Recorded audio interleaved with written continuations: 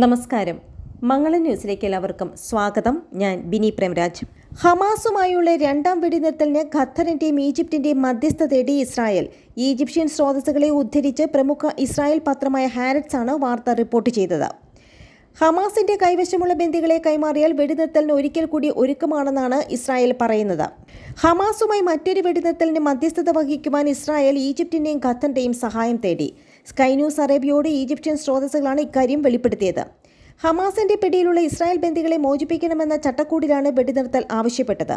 ഇതിനായി അമേരിക്കയുടെ സാന്നിധ്യത്തിൽ ഇസ്രായേലി, ഈജിപ്ഷ്യൻ, ഖത്തരി ഉദ്യോഗസ്ഥരുടെ യോഗം ഉടൻ ചേരുമെന്നാണ് ഹാരറ്റ്സ് റിപ്പോർട്ട് ചെയ്തത്.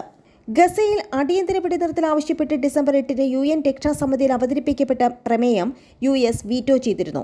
13 അംഗങ്ങൾ വെടിനിർത്തലിനെ അനുകൂലിച്ചപ്പോൾ US മാത്രമാണ് എതിർത്തത്. UK വിട്ടുനിന്നു. രക്ഷാസമിതിയിലെ സ്ഥിരാംഗം വീറ്റോ ചെയ്തതോടെ പ്രമേയം പരാജയപ്പെട്ടു. ഭരണഘടനാപരമായ പ്രത്യേക അധികാരം ഉപയോഗിച്ച് സെക്രട്ടറി ജനറൽ അന്റോണിയോ ഗുട്ടറൻസ് ആണ് പ്രമേയം കൊണ്ടുവന്നത്. യാഥാർത്ഥ്യത്തിൽ നിന്ന് ഏറെ അകലെയാണ് പ്രമേയമെന്നാണ് US പ്രതിനിധി റോബർട്ട് വുഡ് പ്രതികരിച്ചത്. US നടപടിക്കെതിരെ ആഗോളതലത്തിൽ വിമർശനം ശക്തമാണ്. ബന്ദികളെയും തടവുകാരെയും പരസ്പരം മോചിപ്പിക്കാമെന്ന കരാറിൽ നേരത്തെ ഖത്തറിന്റെ മധ്യസ്ഥതയിൽ ആദ്യ വെടിനിർത്തൽ നവംബർ 24 പ്രാബല്യത്തിൽ വന്നിരുന്നു. 4 ദിവസത്തേക്കായിരുന്നു വെടിനിർത്തൽ. ഇരുകൂട്ടരും ബന്ദികളെയും തടവുകാരെയും മോചിപ്പിക്കുകയും ചെയ്തിരുന്നു. അതിനിടയിൽ ഗസയിൽ ഇതുവരെ കൊല്ലപ്പെട്ടവരുടെ എണ്ണം 18,205 ഉയർന്നു. 49,645 പേർക്ക് പരിക്കേറ്റു. അധിനിവിഷ്ട വെസ്റ്റ് ബാങ്കിൽ 278 പേർ കൊല്ലപ്പെട്ടു. പരിക്കേറ്റവർ 3,365. ഇസ്രായേൽ ഭാഗത്ത് നിന്ന് 1,247 പേരാണ് കൊല്ലപ്പെട്ടത്. 8,730 പേർക്ക് പരിക്കേറ്റു. പരിക്കേറ്റവരിൽ നിരവധി പേർക്ക് അംഗഭംഗം സംഭവിച്ചതായി ഇസ്രായേൽ പത്രങ്ങൾ റിപ്പോർട്ട് ചെയ്യുന്നു. ഗസയിൽ ആശുപത്രികൾക്ക് നേരെ അടക്കമുള്ള ആക്രമണം തുടരുകയാണ് ഇസ്രായേൽ സേന. ഔദ ആശുപത്രിയിൽ ഇരച്ചു കയറിയ സൈന്യം നിരവധി പേരെ കൊലപ്പെടുത്തി. അബദ്ധത്തിൽ നടത്തിയ ആക്രമണത്തിൽ 20 സൈനികർ കൊല്ലപ്പെട്ടെന്ന് ഇസ്രായേൽ അറിയിച്ചു. അതേസമയം ഹമാസിനെതിരായ നടപടി എന്ന പേരിൽ ഗസയിൽ നടത്തിയ കരയാക്രമണത്തിൽ മരിച്ച സൈനികരുടെ കണക്ക് ഇസ്രായേൽ കഴിഞ്ഞ ദിവസം പുറത്തുവിട്ടിരുന്നു. 100-ലേറെ സൈനികർ ഗസ മുനമ്പിൽ മാത്രം കൊല്ലപ്പെട്ടിട്ടുണ്ടെന്ന് ഇസ്രായേൽ സൈന്യം സമ്മതിച്ചതായി വാർത്താ ഏജൻസിയായ AFP റിപ്പോർട്ട് ചെയ്തു. ഞായറാഴ്ച ദക്ഷിണ ഗസ മുനമ്പിൽ 4 പേര് കൊല്ലപ്പെട്ടിട്ടുണ്ട്. അതേസമയം ഔദ്യോഗിക വൃത്തങ്ങൾ പുറത്തുവിട്ട പരിക്കേറ്റ സൈനികരുടെ കണക്ക് കൃത്യമല്ലെന്ന് ഇസ്രായേൽ മാധ്യമമായ ഹാരറ്റ്സ് റിപ്പോർട്ട് ചെയ്തു.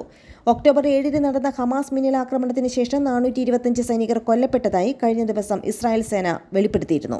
1,593 പേർക്ക് പരിക്കേൽക്കുകയും ചെയ്തു. ഇതിൽ 559 പേർക്കും ഗസ കരയാക്രമണത്തിലാണ് പരിക്കേറ്റതെന്ന് സൈനിക വാർത്താക്കുറിപ്പിൽ വ്യക്തമാക്കിയിരുന്നു.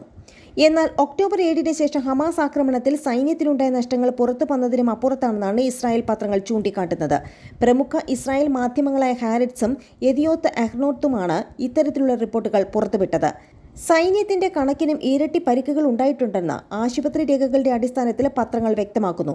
ഒക്ടോബർ 7 ഡിസംബർ 10 സൈനികരും സിവിലിയന്മാരും ഉൾപ്പെടെ 10,548 പേരെ പരിക്കുകളോടെ ആശുപത്രിയിൽ പ്രവേശിപ്പിച്ചിട്ടുണ്ടെന്നാണ് ഇസ്രായേൽ ആരോഗ്യ മന്ത്രാലയം പുറത്തുവിട്ട വിവരം. ഇതിൽ 471 പേർ ഗുരുതരാവസ്ഥയിലും 868 പേർ ഭേദപ്പെട്ട നിലയിലുമാണുള്ളത്. സൈനികരെ പ്രവേശിപ്പിച്ച ആശുപത്രികളിൽ പരിശോധിക്കുമ്പോഴാണ് വലിയ അന്തരം വെളിപ്പെടുന്നതെന്ന് ഹാരറ്റ്സ് റിപ്പോർട്ടിൽ വെളിപ്പെടുത്തുന്നു. സൈന്യത്തിന്റെ കണക്കും ആശുപത്രിയിലെ വിവരവും തമ്മിൽ വമ്പൻ വ്യത്യാസമുണ്ടെന്നാണ് പത്രം ചൂണ്ടിക്കാട്ടുന്നത്. ഗസയിലെ ജനങ്ങൾക്ക് ഐക്യദാർഢ്യം പ്രഖ്യാപിച്ച് ക്രിസ്മസ് ആഘോഷങ്ങൾ റദ്ദാക്കി ബെത്ലഹേമിലെ ചർച്ചകൾ. യേശുവിന്റെ ജന്മസ്ഥലമെന്ന് വിശ്വസിക്കുന്ന ബെത്ലഹേമിലെ ആഘോഷങ്ങളിൽ ലോകമെമ്പാടുമുള്ള ആയിരക്കണക്കിന് വിശ്വാസികളാണ് പങ്കെടുക്കാറുള്ളത്. വെസ്റ്റ് ബാങ്കിനോട് ചേർന്ന് ജെറുസലേമിലാണ് ബെത്ലഹേം സ്ഥിതി ചെയ്യുന്നത്. ആധുനിക കാല ക്രിസ്മസ് ആഘോഷങ്ങൾ ആരംഭിച്ചതിന് ശേഷം ആദ്യമായി ഇപ്രാവശ്യം ബെത്ലഹേമിലെ മാംഗോ സ്ക്വയറിലെ ട്രീയും യേശുവിന്റെ ജന്മസ്ഥലവും ക്രിസ്മസ് ലൈറ്റുകൾ കൊണ്ട് അലങ്കരിക്കില്ല. ഇപ്പോൾ ആഘോഷങ്ങൾ നടത്തുന്നത് അനുചിതമാണെന്ന് ചൂണ്ടിക്കാട്ടി ക്രിസ്ത്യൻ നേതാക്കളും മുനിസിപ്പൽ അതോറിറ്റിയും പരിപാടികൾ റദ്ദാക്കുന്നതായി അറിയിച്ചിരുന്നു. ആയിരക്കണക്കിന് ആളുകൾ കൊല്ലപ്പെട്ട പശ്ചാത്തലത്തിലാണ് തീരുമാനമെന്നും സമാധാനത്തിനു വേണ്ടി പ്രാർത്ഥിക്കുന്നുവെന്നും ബെത്ലഹേമിലെ പ്രാദേശിക ഇവാഞ്ചലിക്കൽ ചർച്ചസിന്റെ കൗൺസിൽ അധ്യക്ഷൻ മുനീർ കാക്കിഷി പറഞ്ഞു. പരമ്പരാഗതമായ ആചാരങ്ങളും പ്രാർത്ഥനകളും മാത്രമേ നടത്തുകയുള്ളൂവെന്നും അദ്ദേഹം പറഞ്ഞു. നന്ദി, നമസ്കാരം.